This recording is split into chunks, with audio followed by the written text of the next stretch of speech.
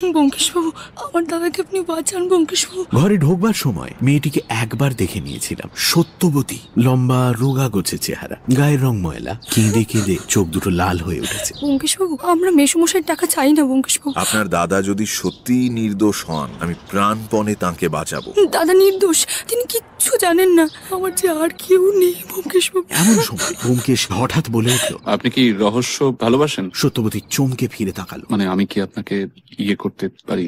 ইয়ে মানে বিয়ে?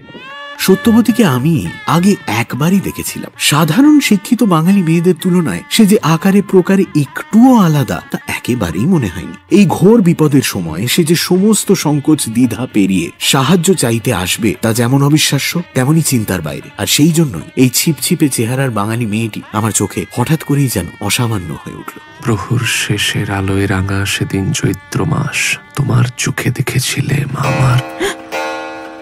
সর্বনাশ! কি হলো? বেলা 5টা হয়ে গেল, ঠাকুরপো এখনো চা পায়নি। সত্যান্বেষীর প্রেমের জ্বালায়, সত্যবতীর অবহেলায় ছি, ছি, ছি, বিকেল ছি, ছি, থেকে ছি। চাতাল মনে পড়ছে দীর্ঘশ্বাস।